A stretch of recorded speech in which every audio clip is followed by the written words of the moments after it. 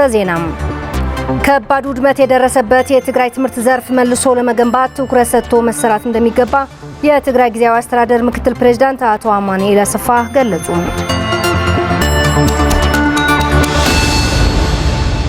ሰላም ጤና ይስጥልን ውድ ተመልካቾቻችን፣ ከትግራይ ቴሌቪዥን በቀጥታ የሰዓቱን የአማርኛ ዜናዎች ይዘን ቀርበናል። ፍርቱና ገብሩ ዜናዎች በመምራት ቆይታ አደርጋለሁ። ቆይታችሁ ከኛ ጋር እንዲሆን ጋበዝን። ከባድ ውድመት የደረሰበትን የትግራይ ትምህርት ዘርፍ መልሶ ለመገንባት ትኩረት ሰጥቶ መሰራት እንደሚገባ የትግራይ ጊዜያዊ አስተዳደር ምክትል ፕሬዝዳንት አቶ አማኑኤል አሰፋ ገለጹ። ይህንን የገለጹት 5 ክላሶች የያዘ ከ25 ሚሊዮን ብር በላይ ወጪ የተደረገበት በመቀለ ከተማ ክፍለ ከተማ ሰሜን የተገነባውን ትምህርት ቤት ምረቃ ስነ ስርዓት ላይ ነው። የታደለ ዳኘው ዘገባ ሙሉ ብርሃን ዳርጌ አዘጋጅቷለች።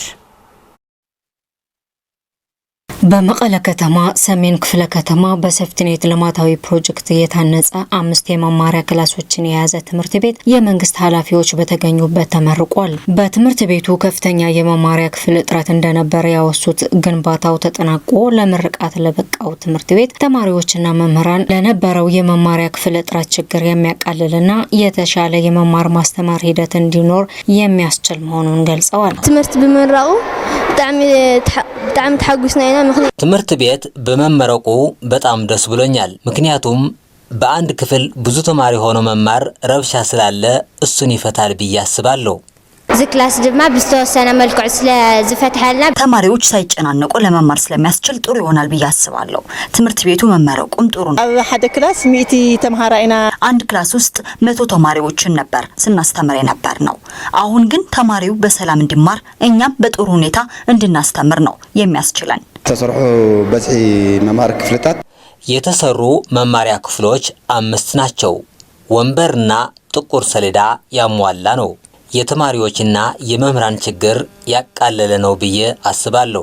በክፍል ጥበት ምክንያት ተማሪዎች ትምህርታቸውን በአግባቡ ለመከታተል እየተቸገሩ እንደነበር የገለጹት የተማሪዎቹ ወላጆች በበኩላቸው ግንባታው ተጠናክሮ ሊቀጥል እንደሚገባም ጠቁመዋል። ልዕሊ 70-80 ኣብ ሓደ ክላስና ተማሃሩ 70 እና 80 ተማሪዎች በአንድ ክላስ ታጉረው እየተማሩ ስለነበረ ችግሩ መፍታት ተችሏል ነው የምንለው። ኣብዚ ክልተ ደቀ ይማሩ እዮም። እዚህ ትምህርት ቤት ውስጥ 2 ልጆች ይማራሉ። ተማሪውና ክላሱ 2 ልጅ አጣንም ነበር። አሁን ግን በጣም ደስ ብሎናል። የሰሜን ክፍለ ከተማ አስተዳዳሪ አቶ ሙልጌታ ገብሩ ያለው የህዝብ ብዛትና የመማሪያ ክፍል ሲነጻጸር የመማሪያ ክፍል እጥረት ከፍተኛ መሆኑን የገለጹ ሲሆን ግንባታው ችግሩን ለማቃለል ጉልህ ሚና እንደሚኖረው አውስተዋል። እዚ ለማዓንት ንምርቆ ዘለና ትምህርት ቤት ዛሬ ያስመረቅነው የምንገኘው ትምህርት ቤት በአካባቢያችን በጣም ብዙ ነዋሪ አለበት በሚባለው አካባቢ የተገነባ ነው።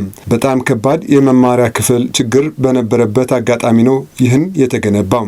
በመሆኑም ለፕሮጀክቱ በጣም እናመሰግናለን ነው የምለው። የትግራይ ጊዜያዊ አስተዳደር ምክትል ፕሬዝዳንት አቶ አማኑኤል አሰፋ ትግራይ በነበረው ጦርነት በትምህርት ዘርፉ ከፍተኛ ጉዳት መድረሱን የገለጹ ሲሆን ትምህርት የሁሉም ችግሮች መፍቻ ቁልፍ በመሆኑ የትግራይን ትምህርት መልሶ ለመገንባት ትኩረት ሰጥቶ መስራት ተገቢ መሆኑንም አስገንዝበዋል። ኣብ ትምህርቲ ኢንቨስት ገርና በትምህርት ኢንቨስት አድርገን ልጆቻችን ካላስተማርን ከድህነት ልንወጣ አንችልም። ስለዚህ በትምህርት ትኩረት አድርገን ልንሰራ ይገባል። ህብረተሰቡም ግቡ ላይ ሊያደርሰው ይገባል። 25 ሚሊዮን ብር ወጪ የተገነቡት የመማሪያ ክፍሎች ለመማር ማስተማር ሂደት የሚያገለግሉ የመማሪያ ቁሳቁሶችን የተሟላለት መሆኑን በምረቃ ስነ ስርዓቱ ተገልጿል።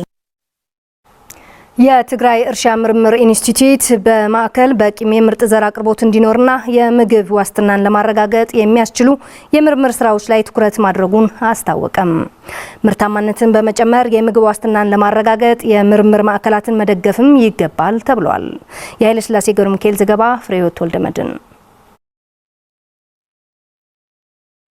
የትግራይ የእርሻ ምርምር ኢንስቲትዩት ማዕከል ከጦርነቱ በፊት በ10 የምርምር ማዕከላት የተለያዩ ስራዎችን ሲሰራ የቆየ ማዕከል ሲሆን ከጦርነቱ በኋላ በክልሉ በ9 ማዕከላት ብቻ እየሰራ እንዳለ በመጠቆም በተለይም ምርታማነትን ከፍ የሚያደርጉ ምርምሮችን ያሉትን ችግሮች ተቋቁሞ እየሰራ እንዳለ የማዕከሉ ዋና ዳይሬክተር ዶክተር ገብረ አምላክ በዛብህ ያስረዳሉ። ተሕርዙ ጦርነቱ ስትራቴጂ አውጽና ዝነበረና ወን ቀሪዕና ስርዓትና ከጦርነቱ በኋላም ቢሆን ስትራቴጂ በማውጣት የነበሩንን በመጠቀም እየሰራን ቆይተናል።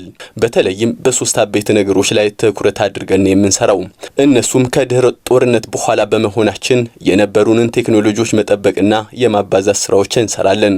ሶስተኛው በክልላችን የሌሉትን ከሌሎች ክልሎች ማስመጣት ነው። በአዝርዕት እንስሳት፣ በተፈጥሮ ሀብትና ሜካናይዜሽን ትኩረት አድርገን እየሰራን ያለ ነው።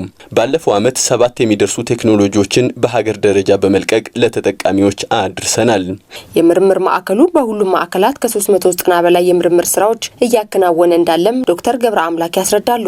እንስሳ መስኮኮክ ተታይዞ ምስናይ ነህቢ ተታይዞ በእንስሳት ሀብት ከቆቅ፣ ንብ፣ ፍየልና በግ እንዲሁም በአዝርዕት ደግሞ አዳዲስ ዝርያዎችን አፈር ላይ እንዲሁም በአዝርዕት ላይ እንሰራለን። አክለውም የምርጥ ዘር እጥረት እንዳያጋጥም እንዲሁም የምግብ ዋስትናን ለማረጋገጥ ከባለድርሻ አካላት ጋር በመቀናጀት እየተሰራ እንዳለ በመግለጽ በቀጣይ በቂ የሆነ ምርጥ ዘር እንዲኖር የሌሎችም ድጋፍ ወሳኝ መሆኑን አስረድተዋል። በትክልል 20,000 ቶን ወይም ደግሞ 200,000 ኩንታል ካባና ዲማንድ ይገበር። ክልሉ 20,000 ቶን ወይንም 200,000 ኩንታል ከኛ ይፈልጋል። አሁን እያቀረብን ያለነው ግን በጣም ትንሽ ነው። ይህንን ለመፍታትም ኤፍኤስአርፒ እንዲሁም ከአየርላንድ መንግስት ጋር ስራዎችን እየሰራ እንገኛለን። ማመስገንም እንፈልጋለን። በትግራይ የእርሻ ምርምር ኢንስቲትዩት ማዕከል በኤፍኤስአርፒ የምግብ ስርዓት ማጠናከር ስራ አስኪያጅ አቶ ደሳለኝ እምሩ በበኩላቸው ፕሮግራሙ በዋነኝነት በአቅም ግንባታ ዙሪያ ትኩረት በማድረግ ድጋፎችን እንደሚያደርግም ይናገራሉ። ፕሮግራም ማጠናከር ስርዓት ምግቢ ናይ መንግስታዊ ፕሮግራም እዩ። የምግብ ስርዓት ማጠናከር የዓለም ባንክ የሚመራው የመንግስት ፕሮግራም ነው። በትግራይም በ12 ወረዳዎች ይንቀሳቀሳል። በአዝርዕት በቴክኖሎጂ ማባዛት እንዲሁም አቅምን ማሳደግ ስራዎች ይሰራል። በቀጣይ ልንሰራ ከያዝናቸው እቅዶች መካከል 80 ሄክታር የሚያክል የመስኖ ስራዎች እየሰራ እንገኛለን። ካለ ምርምር የሚረጋገጥ የምግብ ዋስትና ባለመኖሩ መንግስታዊም ይሁን መንግስታዊ ያልሆኑ አካላት የበኩላቸውን ሊወጡ ይገባል ሲሉም የማዕከሉ ዋና ዳይሬክተር ዶክተር ገብረ አምላክ በዛብህ መልእክታቸውን አስተላልፈዋል። ምርቲ ተዘውሲግና ፕሮዳክቲቪቲ ዝብል ተዘውሲግና ጽሬቱን ተዘውሲግና ትርጉም ይውሉ ምርትና ጥራትን ማሳደግ ይገባናል። ይህን አደረግን ማለት የምግብ ዋስትናችንን አሳደግን፣ ጎን ለጎንም የምግብ ስነ መዓዛንም እናረጋግጣለን ማለት ነው። ይህ እውን እንዲሆን ደግሞ ምርምር ሊኖር ይገባል። ስለሆነም መንግስታዊና መንግስታዊ ያልሆኑ አካላት በጋራ በመሆን ልንሰራ ይገባል። በትግራይ ማዕከላዊ ዞን በታሕታይ ማይጨው ወረዳ 15000 አባወሮችን በሴፍቲኔት ፕሮግራም ተጠቃሚ ማድረግ መቻሉ ገለጸም። በሴፍቲኔት መርሃ ግብሩ ከተሰሩት አመርቂ ስራዎች የአፈርና ውሃ ጥበቃ፣ አካባቢን በደን መሸፈንና የአርሶ አደሩን ኑሮ ማሻሻል ተጠቃሽ ነው ተብሏል። ስለሺ ሐጎስ ተጨማሪ ያለው ወይዘሮ ሙሉ በየንና ቄስ ብርሃነ ገብረ ጊዮርጊስ በትግራይ ክልል ማዕከላዊ ዞን ታሕታይ ማይጨው ወረዳ የማይ ዓጽሚ ቀበሌ ነዋሪዎች ሲሆኑ 15000 አባወራዎች ተጠቃሚ ካደረገው የሴፍቲኔት መርሃ ግብር ውስጥ እየተካተቱ ናቸው። በተደረገላቸው 33000 ብር ጥሬ ገንዘብና የውሃ ሞተር ድጋፍ ውጤታማ የሆነ የመስኖ ስራ በመስራት ኑሯቸው ላይ መጠነኛ የሆነ መሻሻል ማሳየታቸውን ይናገራሉ። ስድ አኔ ተቀድም ዝነበርናዮ ትሕዩን ይህናልን ወቁሩተይ እንደም ሐይስናን እሽታይ ነኸደለና አሁን ያለንበት የኑሮ ደረጃ በፊት ከነበረው የተሻለ ነው። ሙሉ በሙሉ እንኳን ባይባልም በኑሯችን ላይ ለውጥ አሳይተናል። አሁን ደግሞ የጄኔሬተር ድጋፍ ተደርጎልናል። በመሆኑም በክረምት የዘራነው ሰብሎቻችንን ካጨድን በኋላ የመስኖ ልማት ለማልማት በዝግጅት ላይ ነን። ሕዚ ተራእየና ጽቡቅ ናብ ለምለም ኮይንልና በጣዕሚ ደስታ ሐጎስ ተሰምዕናለሁ። አካባቢያችን ወደ አረንጓዴ ተቀይሮ ደስ የሚል እይታን ተላብሰዋል። እንስሶቻችን ግጦሽ አጥተው ቆይተዋል። አሁን የአፈር መሸርሸርም ቆሟል። ጉድጓዶች ተቆፍረው የውሃ ማቆር ስራ በመካሄዱና የውሃ ጄኔሬተር በመሰጠታችን በመስኖ ስራ ድንች፣ ሽንኩርት እና ሌሎች ለማምረት ተዘጋጅተናል። በወረዳው የሴፍቲኔት ፕሮግራም የህዝብ ንቅናቄ አስተባባሪ የሆኑት አቶ ደስታ ኃይላይ በዝቅተኛ የኑሮ ደረጃ ለሚገኙ የህብረተሰብ ክፍሎች ተጠቃሚ ያደረገ ፕሮግራም መሆኑን ያስረዳሉ። ይሄ አካባቢ በጣም የተጋጋጠና ለአፈር መሸርሸር የተጋለጠ ነው የነበረው እና በዛ ምክንያት ደግሞ ብዙ ማሳዎችን በጎርፍ ሲጎዱ እንደነበር የሚያመላክት ነገር አለው። ይሄ ስራ ከተጀመረ የሴፍቲኔት ስራ ከተጀመረ በኋላ ግን የአፈርና ውሃ በተለይ የአፈርና ውሃ ጥበቃ ስራ ከተጀመረ በኋላ እንዳለ ጎርፉ ከዛ ላይ ስለቀረ የአፈር መሸርሸርን ቆመዋል ማለት ነው። የአፈር መሸርሸርን መቆም ብቻ ሳይሆን የአፈሩን ለምነት ጨምረዋል ማለት ነው። በአፈሩ እየተሸረሸረ በጎርፍ እየተሸረሸረ ሲሄድ የነበረውን አፈር በመቅረቱ የአፈር ለምነቱን በከፍተኛ ደረጃ ጨምረዋል ማለት ነው። የአፈር ለምነቱን ጨመረ ማለት ደግሞ ምርትና ምርታማነትን በከፍተኛ ደረጃ ጨምረዋል ማለት ነው። በትግራይ ክልል የግብርናና ተፈጥሮ ሀብት ጥበቃ ቢሮ የተፈጥሮ ሀብትና የምግብ ዋስትና ዘርፍ አስተባባሪ አቶ መሐሪ ህሸም ባለፉት በርካታ ዓመታት በተከናወነው የገጠር ልማት ሴፍቲኔት ፕሮግራም በሺዎች የሚቆጠሩ የክልሉ አርሶ አደር ከተረጅነት በማውጣት ራሳቸውን እንዲችሉ ስራዎች መሰራታቸውን ይገልጻሉ። እንደ ክልላችን ስፔሻሊ በወተር ሃርቨስቲንግ ዙሪያ በሶይል ኤንድ ኮንሰርቬሽን ዙሪያ አጠቃላይ በተፋሰስ በካችመንት ትሪትመንት አመርቂ የሆኑ ውጤቶች ያመጣ ፕሮግራም ነው ብለን ነው የምንደመድመው። ስፔሻሊ ከጦርነት በፊቱ እውነት ለመናገር በእያንዳንዱ ሳብ ፕሮጀክት በጣም ኤግዛምፕለሪ የሆኑ ስራዎችን የሰራንበት ሁኔታ ነበረ። ኦልሞስት አሁንም ቢሆን ከጦርነቱ በኋላም ከፌደራል ኤንድ ከሪጅን ጆይንትሊ በተደረገ የሪከቨሪንግ ስራ ወደ ትራክ ገብተን የምንሰራባቸው እድሎች አሉ። በወባ በሽታ ምክንያት የሚያልፍ የሰው ህይወት እንዳይኖር የቅድመ መከላከል ስራዎች ላይ ትኩረት አድርጎ መስራት እንደሚገባ ተገለጸም። የትግራይ ሰሜን ምዕራብ ዞን አስተዳደር በዞኑ ያለው የወባ በሽታ አስቀድሞ ለመከላከል የሚያስችል ከጤና ጽሕፈት ቤት ኃላፊዎችና ከጤና ባለሙያዎች ጋር የግንዛቤ ማስጨበጫ ስራ እየሰራ መሆኑን ገልጿል። የመለስ አባዲ ዘገባ መዓዛ መኮንን።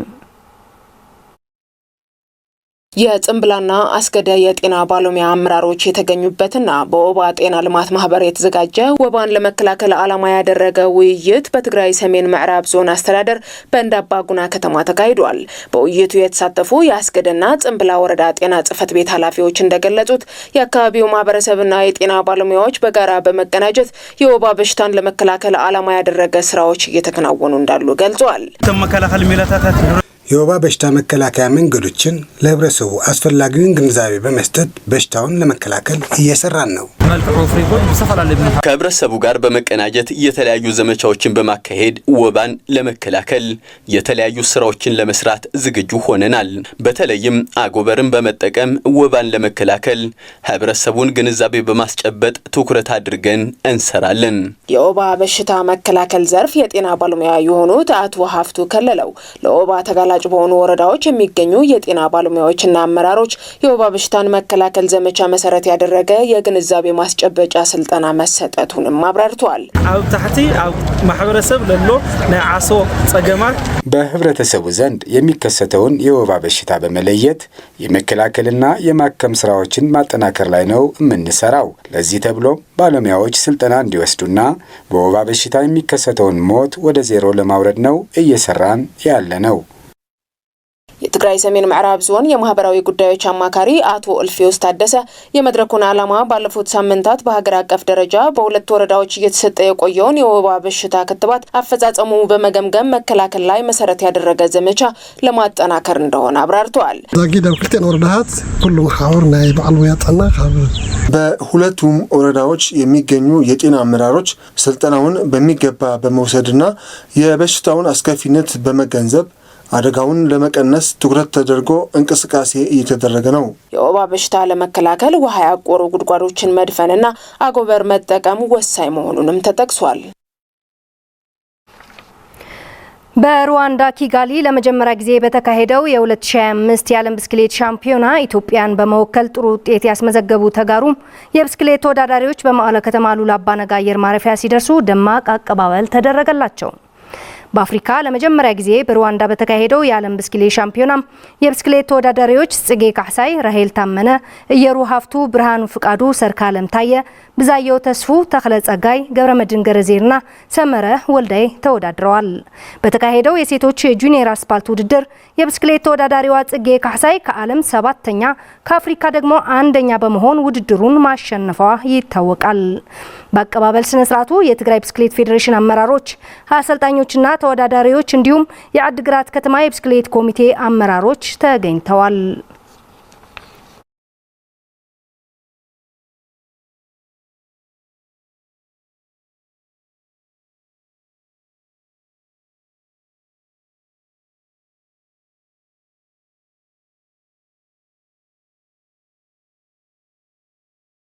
ውድ ተመልካቾቻችን ከትግራይ ቴሌቪዥን ለሰዓቱ ያዝናቸው የአማርኛ ዜናዎቻችን እነኚህ ነበሩ። ከቀሪ የትግራይ ቴሌቪዥን ፕሮግራሞች ጋር መልካም